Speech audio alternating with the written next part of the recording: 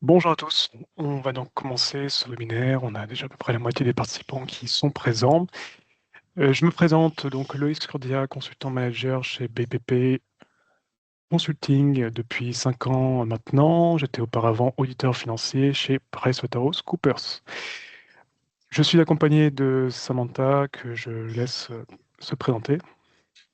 Écoutez, bonjour, rebonjour pour ceux et celles qui étaient déjà là. Alors, Samantha, ingénieure d'affaires, j'accompagne des clients dans différents secteurs, notamment banque, assurance, industrie, BTP. Mais bien sûr, je reste disponible pour répondre à vos questions si vous ne faites pas forcément partie de ces secteurs. Aujourd'hui, donc, un petit webinaire pour simplifier et automatiser vos processus métiers avec Power Apps et Power Automate. Qu'est-ce qu'on va voir? Dans un premier temps, Samantha va vous présenter la société avec une petite présentation de nos prestations. On verra dans un second temps comment une petite mise en contexte, pourquoi digitaliser les processus. Et on verra dans une troisième partie les présentations de ces deux outils et on rentrera un petit peu plus dans le détail et la présentation de démonstration. Ce webinaire va être un peu plus long que d'habitude. On devrait prendre l'heure facilement. Et si vous avez la moindre question, n'hésitez pas à la poser dans le chat, on y reviendra à la fin. Je laisse la parole à Samantha pour présenter la société. Merci. Loïc, tu peux passer celle-ci. Alors, BIP Consulting, pour ceux qui nous ne connaissent pas encore, on est une société de conseil et de services spécialisée dans la data et la gestion de performance. On existe depuis un peu plus de 15 ans. On a été créé donc en fin 2009 et on compte aujourd'hui une trentaine de collaborateurs, collaboratrices qui accompagnent nos clients et on a accompagné donc depuis la création environ 150 clients, donc on va dire de manière ponctuelle ou régulière. Pour rentrer un petit peu plus dans les détails sur nos domaines d'expertise, donc on peut distinguer quatre grands domaines. Pour commencer, le data management. Donc ça, c'est vraiment la première partie dans la préparation de la donnée. Notamment, là, on va l'intégrer, la transformer, également l'extraire. On peut aussi mettre en place, par exemple, un référentiel. Une fois que cette donnée est prête, on arrive dans la seconde phase, donc dans la partie data visualisation, où cette fois-ci, on va retrouver toute la partie création de tableaux de bord, analyse, restitution de données, etc. Notamment, on travaille avec Power BI, vu comme on est dans le thème Microsoft, mais pas que. Ensuite, on arrive sur la partie optimisation du processus avec la partie EPM. Donc, dans ce domaine, nous travaillons à optimiser les processus budgétaires et financiers. Vous pouvez également simuler la masse salariale, par exemple. Et ce qui distingue du coup d'un un outil d'EPM d'un outil de data visualisation, c'est qu'il y a une notion de saisie de données. Ensuite, on a la partie BPM. Donc, bon, et je ne vais pas rentrer dans les détails puisque c'est le sujet du jour. Et pour finir, on finit sur la partie data science. Alors là, cette partie-là, c'est vraiment pour mettre en place des maintenances prédictives avec des algorithmes, des prévisions statistiques. Et voilà. Rapidement, on vous accompagne dans toutes les phases de votre projet, donc que ce soit dans la partie AMOA, donc c'est-à-dire en avant-phase, dans l'aide au choix de la solution, la mise en place d'un prototypage, la formalisation de vos besoins. Ensuite, on arrive dans la conception-réalisation et également on propose des formations et du support, donc formation sur site, à distance ou sous forme de coaching. Donc le coaching, c'est vraiment pour co-réaliser avec vous des tableaux de bord et le support, écoutez, à distance sous forme de ticketing, car on s'adapte à vous, votre emploi du temps. Et c'est pour ça aussi qu'on propose des formations forfait, régie, temps plein ou temps partiel. Merci Samantha. On va donc continuer ce webinaire avec une petite mise en contexte au début, à savoir pourquoi il est important finalement de digitaliser vos processus, en voyant un petit peu les enjeux et les défis. Pourquoi digitaliser vos processus métiers? Plusieurs enjeux dans votre entreprise peuvent se présenter à vous. D'une part, vous souhaitez certainement gagner en performance dans vos processus manuels et vos tâches répétitives. Deux exemples, vos saisies manuelles de données dans vos process présentent un risque d'erreur et requièrent des délais de traitement. Autre exemple, votre gestion des demandes internes est inefficace et vous fonctionnez par mail ou papier encore, et vous avez des difficultés à suivre le statut et délai de traitement. Autre enjeu, ça peut être simplement de renforcer la collaboration, notamment en supprimant les fameux silos de données, notamment entre les différents départements, les différents systèmes et les différentes bases de données de votre entreprise, qui empêchent finalement le partage efficace des informations entre vos équipes. Autre enjeu, ça peut être simplement aussi d'améliorer la réactivité et les difficultés de répondre rapidement aux changements ou aux besoins de vos clients. Et souvent, c'est à cause de processus rigides et manuels qui ralentissent votre capacité à prendre des décisions. Face à ces défis, vous cherchez donc des solutions pour automatiser et digitaliser vos processus, mais vous vous frottez souvent à plusieurs difficultés. En effet, les organisations peuvent avoir du mal à moderniser leur système, mais ne disposent pas simplement des ressources nécessaires pour répondre à leurs besoins spécifiques qui sont en constante évolution. Les solutions clés en main répondent parfois pas à vos besoins spécifiques, et le développement d'applications personnalisées est quelque chose souvent de chronophage et onéreux, comme vous le savez. Néanmoins, c'est là qu'interviennent les deux outils qu'on va vous présenter aujourd'hui, et plus globalement la suite Power Platform de Microsoft qu'on va vous présenter. En matière de transformation digitale, il est bon de rappeler qu'une solution idéale doit vous permettre, d'une part, d'automatiser vos retraitements et tâches répétitives. Ces automatisations vous permettent de gagner énormément de temps généralement. C'est également personnalisé, c'est-à-dire adapter la solution à tous vos besoins applicatifs, vos méthodes de travail, vos modèles de données, etc., afin d'obtenir une application réalisée sur mesure pour vos besoins spécifiques. C'est aussi fiabiliser et protéger vos processus avec par exemple des workflows de validation qui vont vous permettre de suivre et valider vos demandes tout en permettant d'améliorer les délais de traitement. Et c'est également permettre d'avoir des outils simples que vous pouvez utiliser par vous-même et pouvoir prendre facilement en main. Et aujourd'hui, nous avons donc deux applications de la suite Power Platform qui nous permettent de vous présenter et de répondre à ces défis. Et vous allez notamment pouvoir, avec ces deux applis, pouvoir créer rapidement des solutions sur mesure, gagner en efficacité grâce à l'automatisation et renforcer la collaboration tout en centralisant vos données. Ces deux outils, Power Apps et Power Automate, font donc partie de la suite Power Platform de Microsoft. C'est une plateforme, comme son nom l'indique, de plusieurs solutions low-code, no-code, qui vous permettent de répondre à plusieurs besoins grâce à ces différents outils. On voit notamment, certainement celui que vous connaissez plus, Power BI, qui permet donc de créer des tableaux de bord et restituer de la donnée, et vous permet de prendre des décisions. On a également Copilot Studio, qui vous permet de créer des agents IA, et l'outil Power Page, qui vous permet de créer des sites web. C'est vraiment un écosystème complet qui va vous permettre de vous connecter aussi à d'autres services comme Salesforce, Dynamics 365 ou des bases de données tierces. Et chaque outil peut être utilisé séparément ou ensemble. Ils peuvent tous être connectés via la techno Dataverse, on en parlera juste après, qui est la base de données en cloud de Microsoft. Power Apps, à savoir, dispose pas moins de 400 connecteurs différents. Power Automate propose plus de 1000 connecteurs à ce jour pour pouvoir se connecter à différents services. Nous allons passer à la présentation de ces outils plus spécifiques Power Apps et Power Automate. Encore une fois, n'hésitez pas à poser toutes vos questions dans le chat.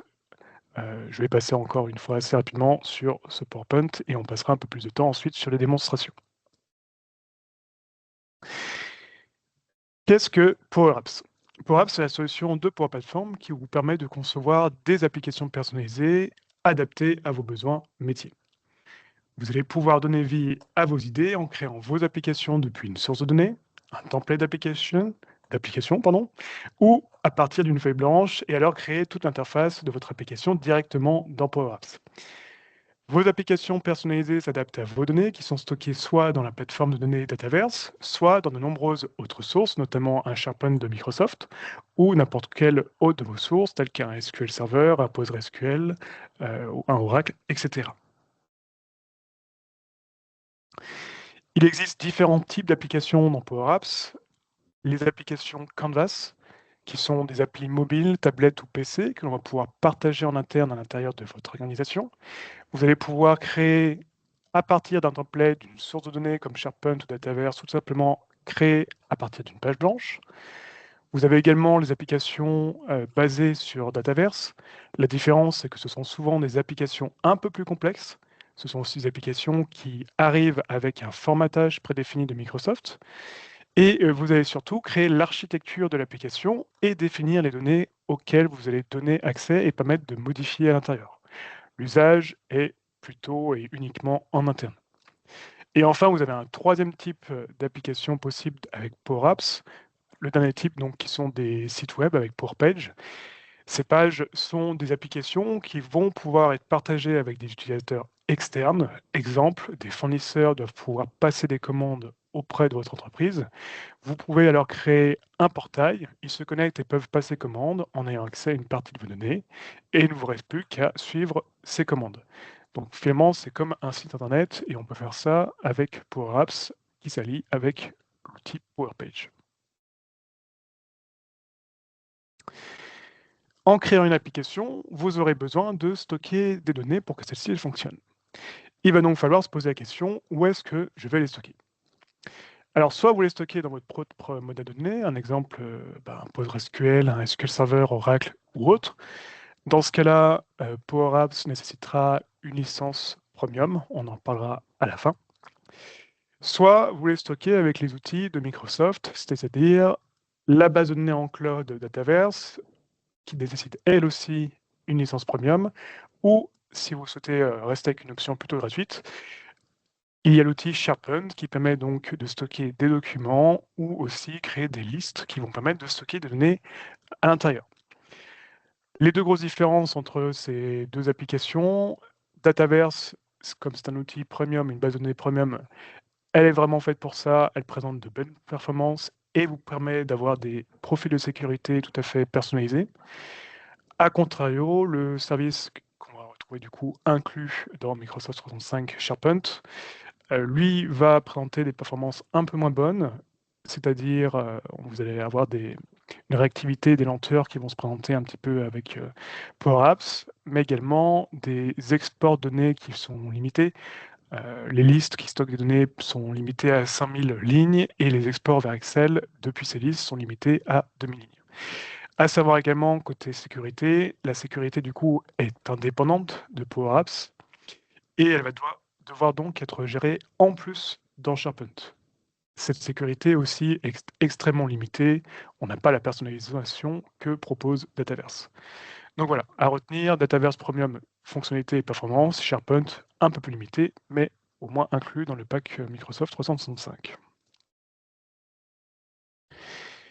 Et nous allons commencer une petite démonstration d'une application Canvas. Je vais avec vous en fait partir d'un jeu de données. Ce jeu de données, c'est une liste de clients, donc un jeu de données sous Excel. Et on imagine qu'en fait, on a donc une autre entreprise qui veut non plus gérer ce jeu de données à travers un fichier Excel et les personnes le remplissent et le saisissent en se partageant ce fichier Excel. On veut créer une application pour pouvoir homogénéiser l'ajout et la modification des données et d'avoir une application pour pouvoir avoir un travail un peu plus collaboratif. Pour ça, on va passer par un SharePoint dans lequel on va mettre ce document et on va créer notre application qui va récupérer ces données et qui va permettre de créer donc un formulaire pour pouvoir saisir ces données. Je vérifie bien qu'il est présent, c'est bon. On arrive dans Power Apps, donc vous avez compris que ces services sont directement accessibles par web. Et dans Power Apps, on a présenté donc les trois types d'applications possibles. Et nous avons créé une application Canvas et donc partir d'une application feuille blanche. On va lui donner un nom. Et tout de suite, je vais juste changer un petit paramètre qui va me permettre de moderniser les composants que propose l'application.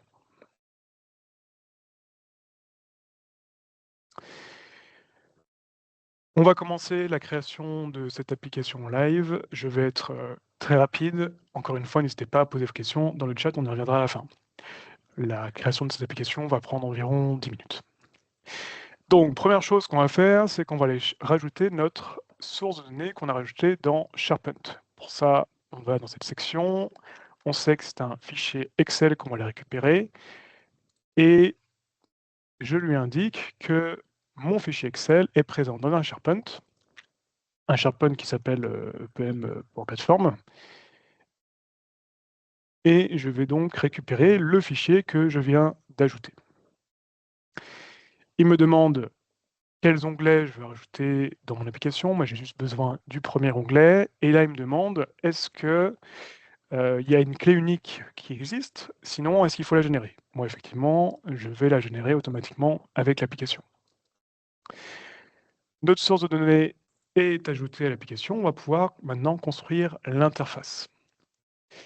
On va partir d'un nouvel écran qui me propose un petit modèle, un petit template que je vais tout de suite adapter en supprimant la partie d'en haut qui n'est pas nécessaire. Qu'est-ce qu'on va vouloir dans l'écran? On va vouloir à gauche une liste qui va nous lister nos différents clients. On va vouloir un bouton pour ajouter un nouveau client et pourquoi pas un petit champ texte pour pouvoir faire des recherches dans cette liste. Et on va vouloir un formulaire pour pouvoir modifier les clients que j'aurais sélectionnés sur la gauche. On va donc commencer à ajouter ces différents composants. J'aurai besoin d'un bouton, j'aurai besoin d'une entrée texte, et j'aurai besoin d'une galerie. Une galerie, c'est ce qui va nous permettre de lister nos clients. Tout de suite, Power Apps me demande quelle est la source de données. Je récupère du coup la liste clients que j'ai ajoutée. Et je vais personnaliser un petit peu déjà cette galerie, c'est-à-dire que je ne veux que présenter un titre et un sous-titre. Pour mes champs, je veux présenter le pays et le nom de mon client. Et je veux afficher un peu plus d'items dans ma galerie. Je finis encore sur quelques petits paramètres, c'est-à-dire que je veux que ma hauteur soit flexible et la largeur du composant. Je veux qu'elle soit intégrée dans le composant dans lequel elle est. C'est pour ça que j'appelle parent. C'est-à-dire le composant dans lequel ma galerie est ajoutée, c'est la fameuse sidebar qui est derrière. Je veux mettre cette galerie tout à la fin de mon composant qui la contient et on va faire un petit paramètre ici qui va me permettre d'écarter mes différents composants. Je continue avec mon bouton. Mon bouton va me permettre de créer donc un nouveau client. Je lui rajoute une icône. La largeur, c'est la largeur du composant qui est à l'arrière, donc de mon parent. Je passe sur mon petit champ texte que j'ai créé. Ce champ texte, il permettra de rechercher des clients.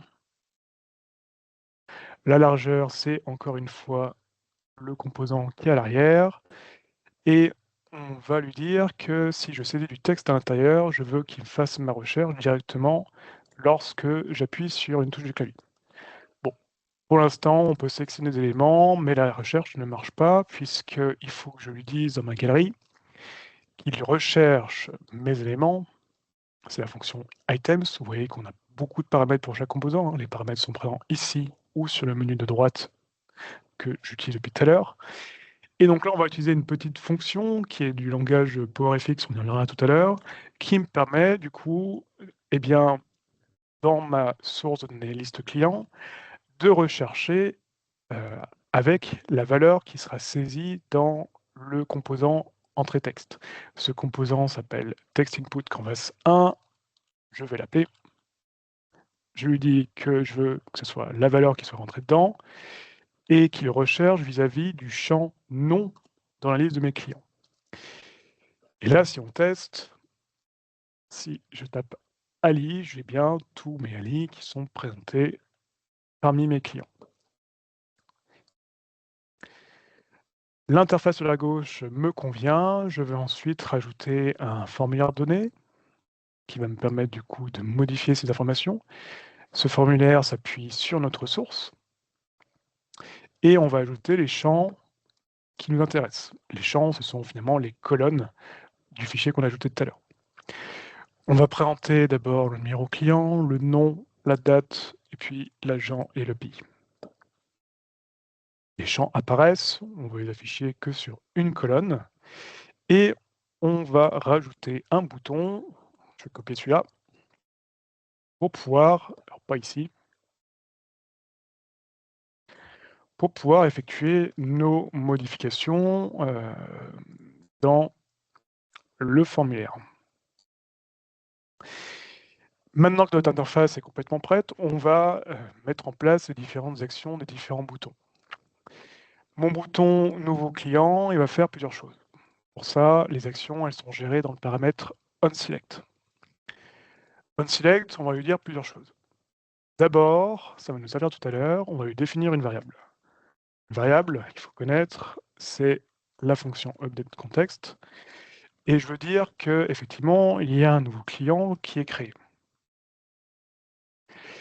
Et ce qu'il va faire lorsqu'on appuie sur le bouton nouveau client, on veut que notre formulaire, ça soit un nouveau formulaire. Mon formulaire s'appelle le form 1. Et ça me convient. Maintenant, quand j'appuie sur mon bouton, j'ai bien un nouveau formulaire qui apparaît ici. En revanche, lorsque je sélectionne un client, donc c'est quand je suis sur ma galerie, et que j'appuie sur un des éléments, je veux que ma variable, eh bien, un nouveau client, elle est fausse, au contraire, parce que je n'appuie pas sur le bouton nouveau client. Et je veux qu'il réinitialise alors mon formulaire. On vérifie que ça fonctionne. Quand je clique, ah oui, effectivement, il manque quelque chose.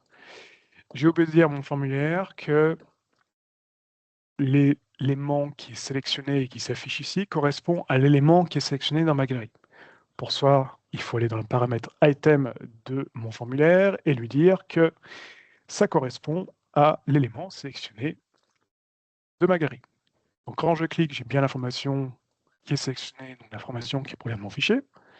Et lorsque j'appuie sur le nouveau client, j'ai bien un nouveau formulaire qui apparaît. Et on arrive bientôt à la fin. Il faut juste faire quelques petites modifications du dernier bouton.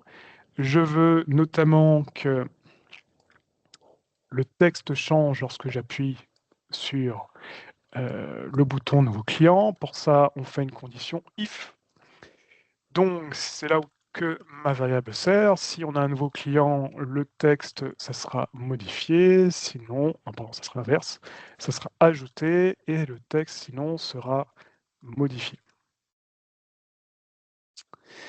Et on va faire la même chose avec l'icône. Vous voyez qu'on peut vraiment gérer tous les paramètres, autant graphiquement sur la droite avec les propriétés, autant de manière écrite en haut.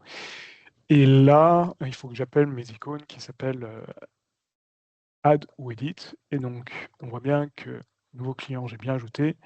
Lorsque je modifie un client, j'ai bien mon bouton qui change en fonction de l'état de ma variable. Et là, on va faire du coup des actions quand on va appuyer sur modifier. L'action, c'est toujours de paramètre onSelect. On va vouloir faire plusieurs choses. Déjà, lorsque j'appuie sur mon bouton qui est en bas, qu'il soit ajouté ou modifié, je veux qu'il soumette le formulaire. Ensuite, je veux qu'il le réinitialise. Je veux également présenter une petite notification à l'utilisateur que les modifications ont été enregistrées avec une petite notification qui s'affichera en vert. Et on va, pour finir, eh bien, il faut rappeler que notre variable, du coup, va nos clients. Le client a été ajouté. Je n'ai plus forcément besoin qu'il garde cette valeur en vrai. Notre application est terminée déjà et nous allons pouvoir la tester. Donc, rappelez-vous, j'ai mon fichier qui est dans Power Apps. On va du coup pouvoir lui rajouter une ligne, par exemple. Cette application, donc, on la partage auprès des différents utilisateurs qu'on souhaite. Et chacun va pouvoir en même temps, ça rend le travail collaboratif du coup, pouvoir utiliser cette application et soit ajouter, soit modifier les données. On va pouvoir tester avec l'ajout d'un nouveau client, on va l'appeler nouveau client. On va lui mettre, je lui mets n'importe quoi, et un pays France, et on va voir que lorsqu'on appuie donc sur le bouton, j'ai bien normalement, si j'ai bien fait les choses, la notification qui m'indique que les modifications ont été enregistrées, et on va les vérifier de l'autre côté. Alors ça prend un petit peu de temps, il y a une petite latence de rafraîchissement, donc on va vérifier que les données ont bien été rajoutées dans le fichier. Donc là, la ligne n'apparaît pas encore. On va voir si en actualisant ma source de données, ça va peut-être faire quelque chose. En tout cas, nous on le voit bien dans l'application, hein. La ligne normalement apparaît ici, donc c'est-à-dire qu'elle est stockée. Elle devrait apparaître, voilà. Notre ligne est donc apparue sous nos yeux. On a bien donc un ajout de ligne qui est effectué ici. Et toute modification d'autres lignes sera également effectuée en même temps. Donc voilà pour la petite présentation d'une création d'application toutefois assez simple. Et vous voyez qu'avec Power Apps, on peut facilement ajouter des composants et mettre en place des actions, comme vous avez pu le voir. On va continuer ce webinaire avec la suite des slides. Et on va passer à la présentation de Power Automate. Encore pour rappel et surtout pour les nouveaux arrivants, n'hésitez pas à poser vos questions dans le chat, on y revient à la fin. Power Automate, qu'est-ce que c'est? Power Automate, comme son nom l'indique, va vous permettre d'automatiser des actions. Cet outil est une plateforme low-code, no-code de création de flux de travail et d'automatisation des tâches répétitives qui permet aux utilisateurs de connecter différentes applications, services et systèmes entre eux. C'est un outil extrêmement puissant et complet pour réaliser tous vos besoins d'automatisation. Ce que va vous permettre donc Power Automate. Premièrement, il va vous permettre d'automatiser les tâches répétitives, c'est-à-dire toutes les tâches courantes qui vous font perdre du temps et elles peuvent être automatisées. Alors, ça veut dire copier-coller par exemple, extraire des informations, relire, mais c'est aussi la création de rappels, la sauvegarde de fichiers dans le cloud, l'envoi de notifications, le transfert de données entre systèmes, etc., etc. Toutes tâches donc répétitives qui peuvent être automatisées, le peuvent être avec Power Automate. Vous allez pouvoir avec cet outil connecter différentes applications, notamment Power Automate propose plus de 1000 connecteurs qui permettent de se connecter aux différentes solutions du marché, notamment pourquoi pas un SAP, un Salesforce, d'autres solutions Google, etc., etc. Il va vous permettre également de créer des processus d'approbation, ce qu'on appelle plus communément des workflows. C'est vraiment natif à l'outil, qui va vous permettre donc de mettre en place des flux d'approbation pour valider vos documents, vos demandes de congés, de dépenses ou tout autre besoin. On le verra en dernier exemple de ce webinaire, on aura justement la présentation d'un workflow un peu plus complexe. Power Automate va vous permettre également d'analyser et contrôler des processus ou tout type d'informations. Avec cet outil, vous pourriez aussi donc identifier des inefficacités, remonter des erreurs et les améliorer, pourquoi pas. Par exemple, dans une table de données, dès lors qu'une itération répond à une condition que vous avez définie, l'outil va donc pouvoir déclencher une action, et cette action, ça va être pourquoi pas une notification par mail ou par Teams, la correction ou toute autre action que vous aurez mis en place. Power Automate, c'est vraiment le leader de l'automatisation no-code, low-code du marché. Vous pouvez créer 3 types de flux avec Power Automate. Le premier, ce sont les flux de cloud automatisés qui sont déclenchés selon un événement que vous avez défini. Ça va être par exemple la réception d'un mail ou l'ajout d'une ligne dans une base de données. Base de données quelconque, là par exemple un SharePoint. Vous avez également les flux de cloud instantanés qui sont déclenchés manuellement et ils seront utilisés avec en particulier Power Apps, on va le voir tout à l'heure. Et vous avez enfin les flux de cloud planifiés qui, comme le nom l'indique, sont déclenchés selon une période définie. Et sans plus tarder, on va voir un exemple très simple d'application Power Automate. Et pour cela, en fait, on va compléter notre application actuelle qu'on a créée avec Power Apps Et on va en fait notifier l'utilisateur actuel. On va notifier l'utilisateur via un Teams qu'il a bien effectué ces modifications. Donc c'est un exemple très simple, on peut imaginer toute autre chose après, pourquoi mettre un processus de validation, mais on verra ça en workflow avec la prochaine démonstration. Je quitte Power Apps parce qu'il faudra que je le réouvre après. On passe côté Power Automate. Power Automate, donc on va pouvoir créer des flux, différents flux comme on l'a présenté juste avant. Et nous, on va vouloir créer un flux qui va être lancé manuellement depuis Power Apps. On va lui donner un nom. Et on entre dans l'interface de Power Automate. Power Automate, donc on a des composants qui vont s'ajouter ici en colonne. Et on va d'abord paramétrer les entrées que Power Apps va envoyer à Power Automate. Nous, on va vouloir effectivement avoir plusieurs variables qui vont être utilisées. On va, donc, pour rappel, notifier par Teams la modification du fichier. Dans le message Teams, j'aurai besoin de plusieurs choses. J'aurai besoin de savoir quel est le client qui a été modifié ou ajouté. J'ai besoin de savoir, pourquoi pas, le pays. Et j'ai envie de savoir qui est l'utilisateur qui a effectué la modification. Mes entrées sont paramétrées et ensuite vous ajoutez tout type d'actions que propose Power Automate et c'est là que sont présents les 1000 connecteurs de l'application et vous remarquez effectivement qu'il y a certains connecteurs tels que PDF qui sont en premium. Il faudra donc une licence premium avec Power Automate pour utiliser ces composants. Nous, ce qu'on veut, c'est utiliser une action de Teams. J'ai plein d'actions possibles et on veut envoyer un message, publier le message dans une conversation. Je paramètre, ça va être l'option discuter avec un robot.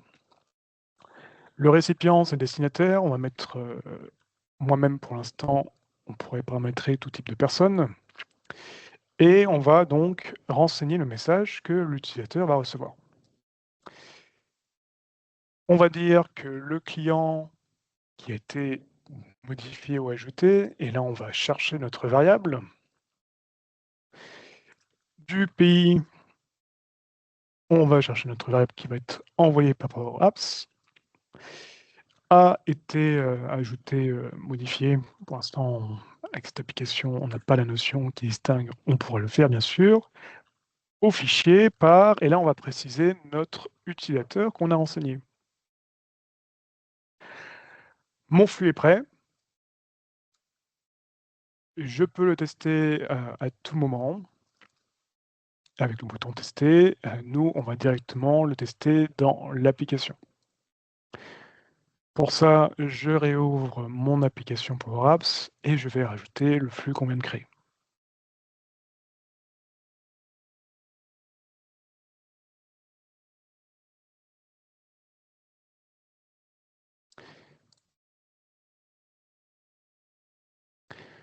Pour ça, on va à côté flux, on va chercher le flux qu'on vient de créer et normalement, si tout se passe bien, il devrait apparaître, il s'appelle démo, le temps qu'il se mette à jour.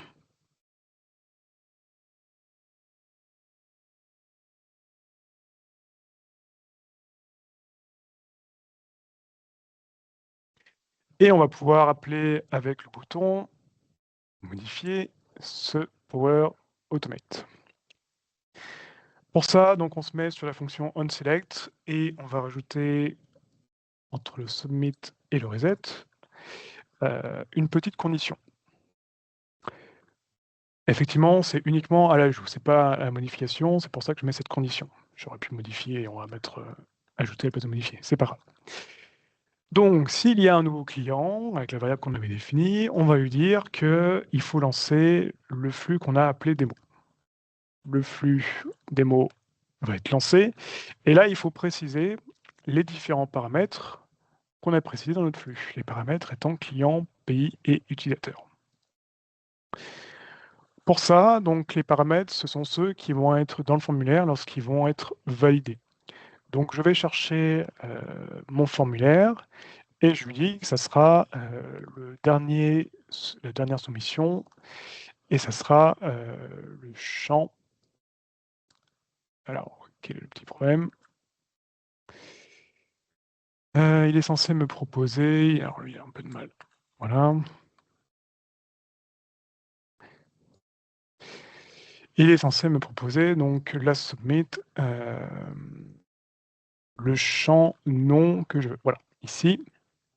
Je veux également, non pardon, c'était le client, c'était le nom du client. Ensuite, on veut le pays, donc je rappelle forme 1, la submit, et je vais chercher cette fois-ci le pays, et on veut l'utilisateur. L'utilisateur, il n'est pas dans mon champ, mon formulaire, pardon, mais on a une fonction user qui nous permet de récupérer le nom de l'utilisateur connecté. Notre condition est prête, et on va juste rajouter les 2 points virgules. Qu'est-ce qu'il me manque? Il me présente une erreur, est une fonction inconnue ou non prise en charge dans démo. Oui, il m'a répété le texte du début.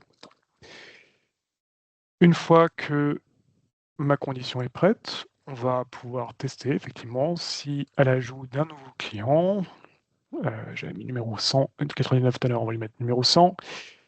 Le nom, allez, nouveau client 2, pays toujours la France.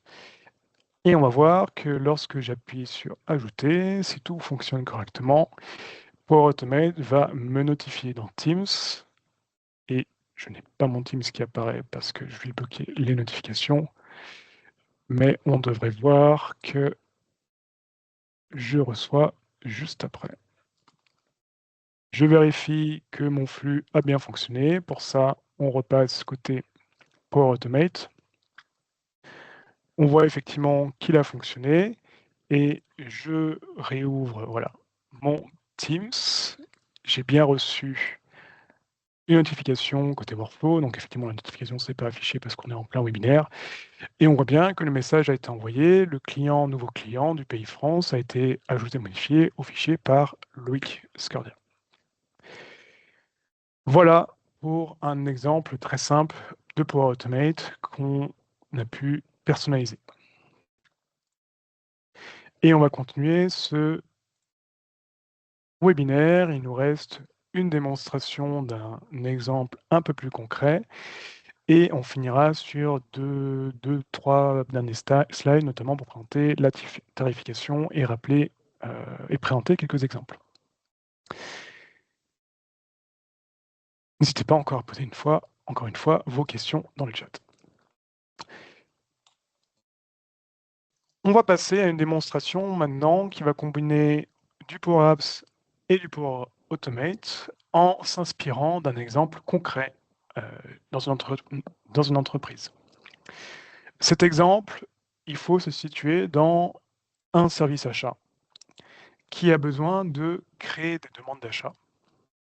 Donc l'application aura effectivement le besoin de nous permettre de créer et suivre des demandes d'achat qui seront détaillées, on le verra. Et à chaque demande, on veut qu'il y ait un workflow de validation pour valider ces demandes. Ce workflow n'est pas si simple. D'une part, parce qu'on va voir qu'il va y avoir différents types d'achats. 3 types. Des achats directs, des achats indirects ou des frais généraux. On veut que pour chacun de ces types d'achats, selon le montant qui sera défini, ce sera différentes personnes qui valideront, et ces personnes seront classifiées par niveau. Il y aura donc 3 niveaux de validation selon ces 3 types d'achats. Et effectivement, la difficulté, c'est autant combiner 3 niveaux pour ces 3 types d'achats et les différentes personnes qui seront positionnées selon les différents niveaux. Donc voilà pour le besoin. Comment ça va se présenter avec nos outils Microsoft?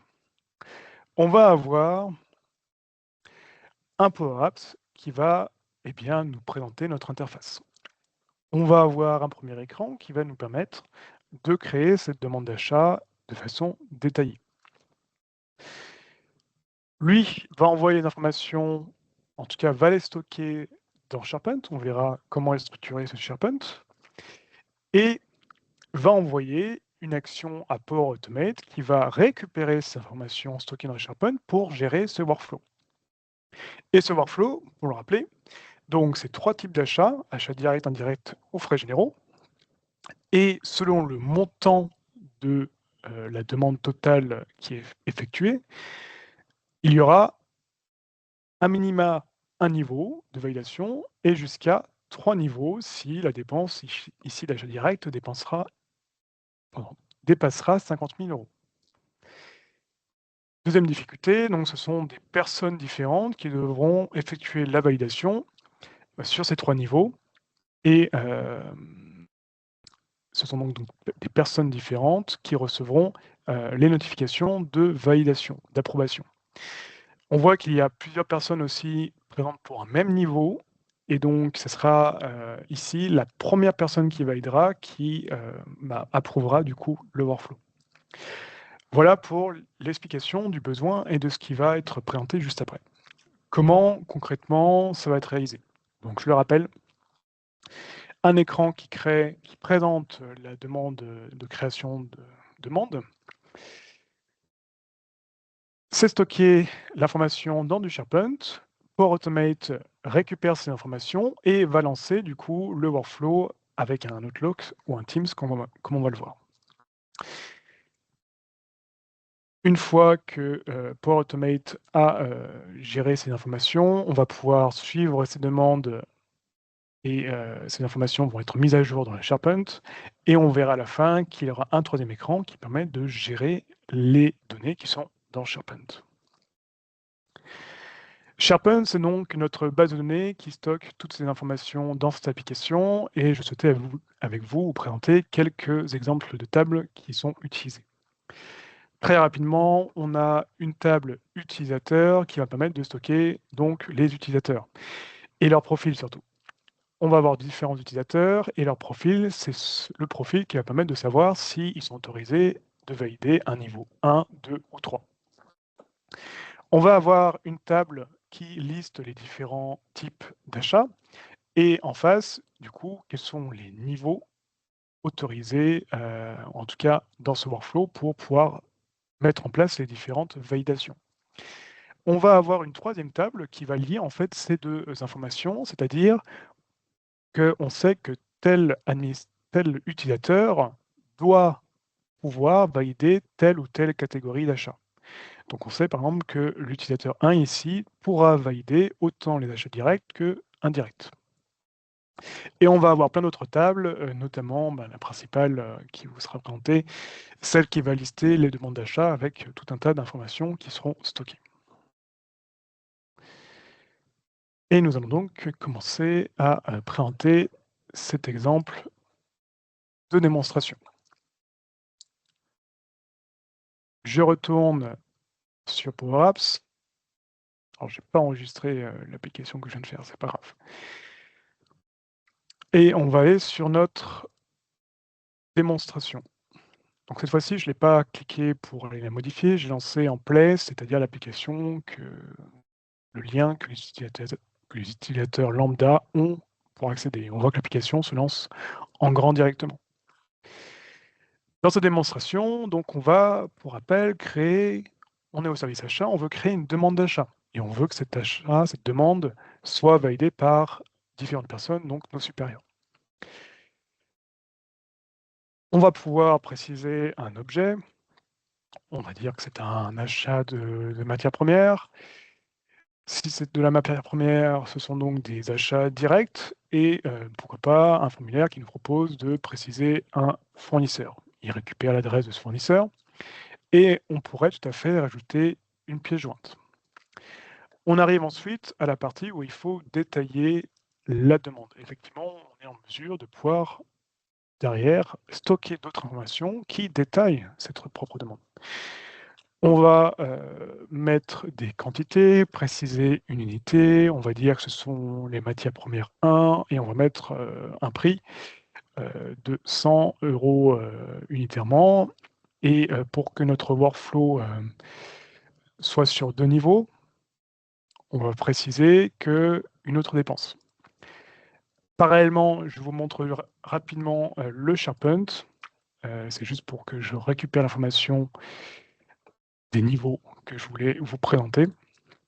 Donc le SharePoint stocke les différentes données dans des listes qui sont ici. On voit donc les différents utilisateurs qui sont présents dans cette liste, s'il veut bien nous charger la donnée. Donc, 2 utilisateurs, effectivement, je suis utilisateur avec tous les droits pour cette démonstration. Et ce que je voulais vérifier, c'était la liste catégorie d'achat qui me permet donc de lister les différentes catégories d'achat et les différents niveaux. Pour les achats directs, le niveau est atteint dès qu'on dépense un total de 10 000 €. Donc, je vais préciser des dépenses supplémentaires pour atteindre le niveau de 10 000 €. On va mettre 120. Et il m'a pas mis genre mon total, on est pile poil à 10 000 €. J'aurais pu effectivement mettre un peu plus au cas où. On est à 10 500 €. Ma demande d'achat est prête. On va pouvoir la valider.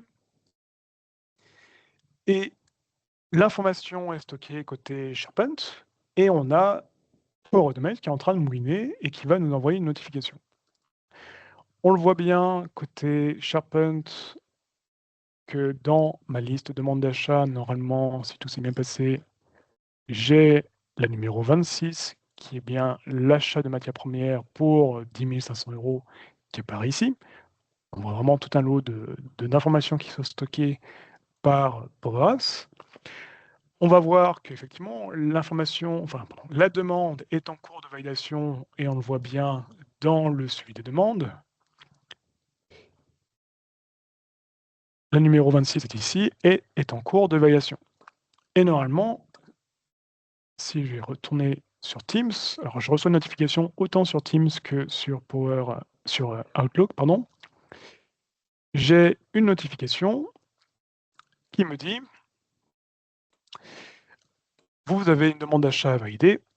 On a la capacité via un Power Automate dans une notification Teams de pouvoir mettre le détail, un petit tableau de cette demande d'achat. Et on voit effectivement que la demande a été effectuée par la personne qui l'a demandé juste auparavant. Et on est en mesure de pouvoir mettre un commentaire. Chose tout à fait intéressante proposée par Microsoft ici, c'est qu'on est capable avec Power Apps de pouvoir ouvrir, en tout cas de lancer une application et dans le lien qu'on ouvre, de pouvoir définir un paramètre. Et ça, c'est pas si commun aux différents logiciels, notamment qu'on connaît chez BIPP. Donc on est vraiment capable, depuis une source externe, de pouvoir mettre un lien et de récupérer via ce lien l'information qu'on a besoin. Donc là, il a ouvert le suivi de ma demande et je peux voir effectivement l'information qui a été stockée par mon précédent utilisateur. Je vais pouvoir préciser un commentaire et approuver ou rejeter. Et on va voir donc, là, il informe l'utilisateur que ça a été approuvé. Et si on retourne du côté de l'application, on va bien voir que le processus de validation est passé au niveau 2. Donc maintenant, c'est toujours le second validateur qui doit encore à nouveau valider. Et on va valider à nouveau la deuxième demande en mettant un deuxième commentaire. Le processus le workflow, pardon, est normalement finalisé. Effectivement, on n'était que sur 2 niveaux pour les achats directs. On voit que les couleurs ont changé et on peut effectivement lire les commentaires. Ils sont précisés ici également. En tout cas, on a dans cet écran toutes les informations qui nous permettent de savoir les informations de la demande et les informations liées aux différentes approbations. Pour finir sur cette démonstration, je souhaitais vous présenter les derniers écrans de paramètres. Ces écrans de paramètres, en fait, nous permettent de gérer via l'application toutes les tables, toutes les données qui sont côté SharePoint.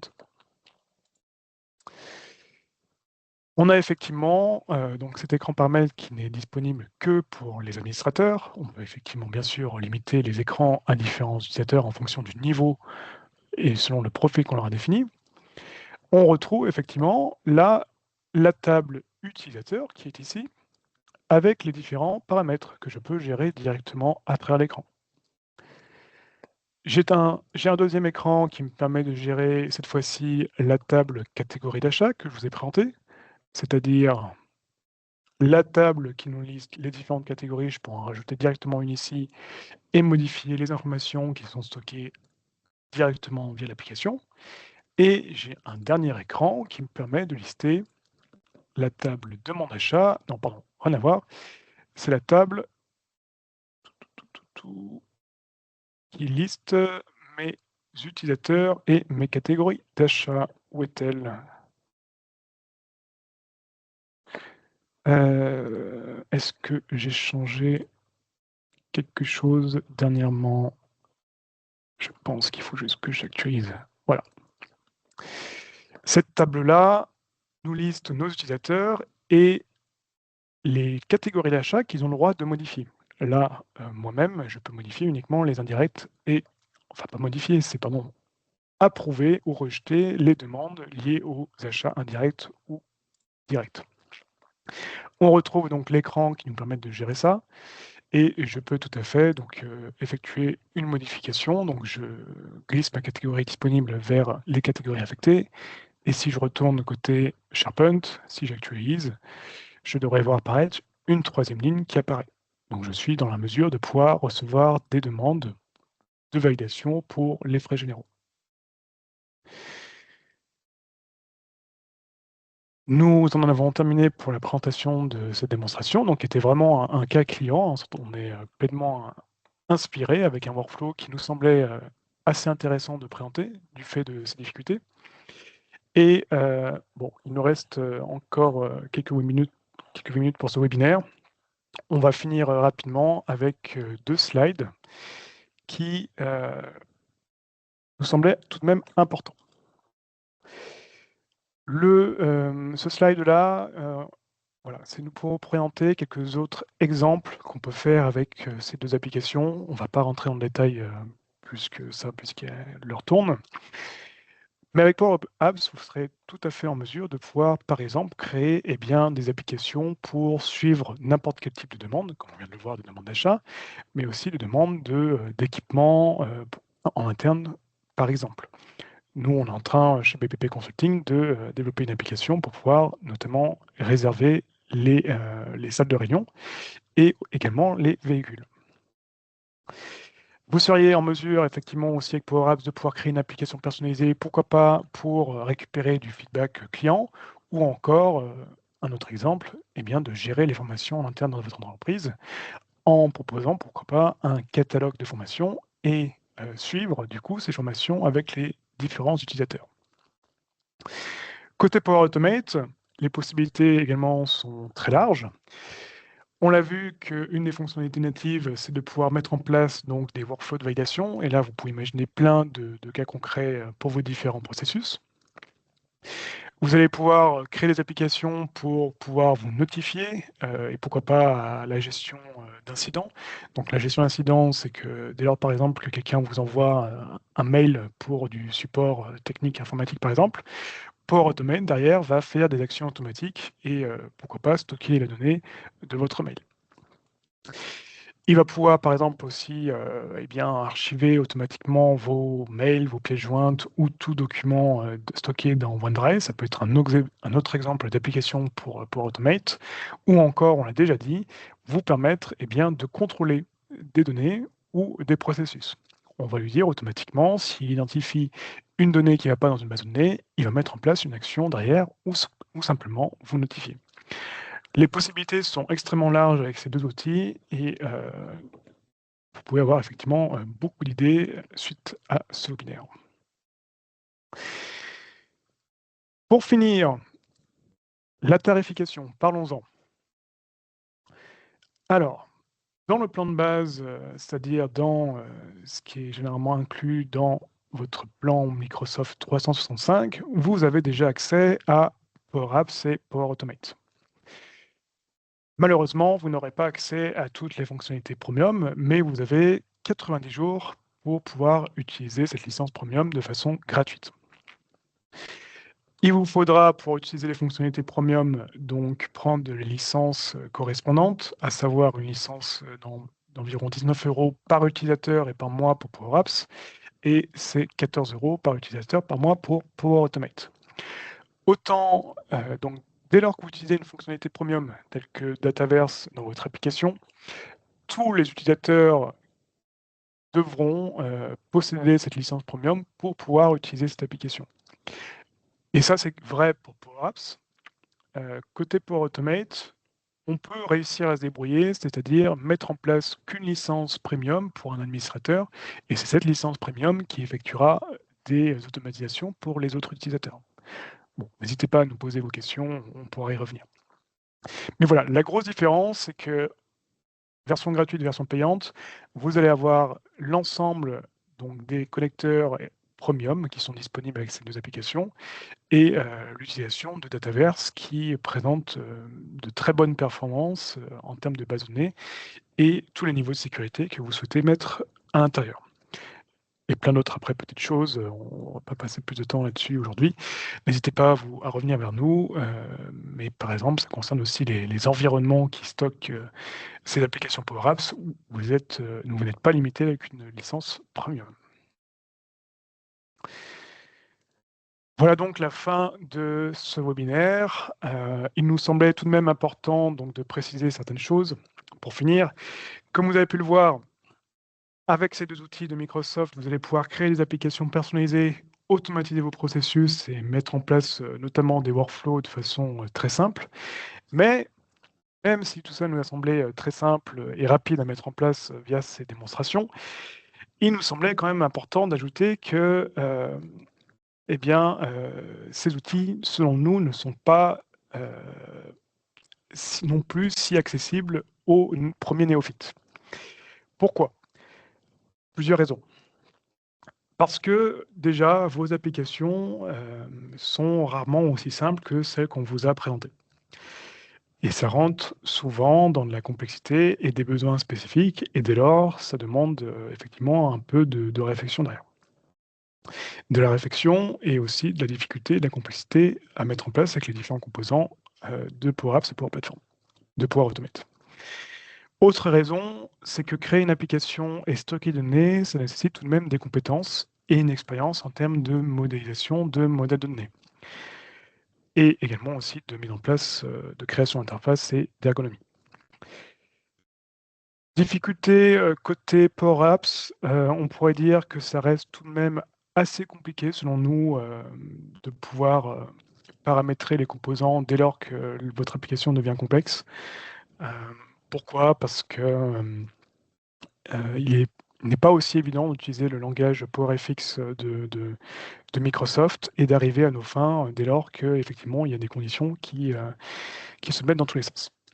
Côté Power Automate, la petite difficulté première qui nous apparaît, selon nous, c'est qu'il est important de devoir se plier à la logique du logiciel, qui n'est pas aussi évidente que ça, et donc ça va devoir demander un petit temps d'adaptation. Et pour finir sur cette difficulté, comme je vous le disais, finalement, comme vous l'avez vu aussi dans la démonstration, c'est que le langage PowerFX de Microsoft est tout de même assez présent. On l'a vu un petit peu pour un besoin simple. Dès lors que la complexité va augmenter dans votre application et que vous allez vouloir la personnaliser, vous ne pourrez pas créer l'application sans utilisation de ce langage. Ce langage, si vous venez du monde de l'informatique et que vous avez déjà fait un peu de développement, ça sera assez simple de s'y mettre. Pour le néophyte, ça demandera quand même un temps d'apprentissage et de formation.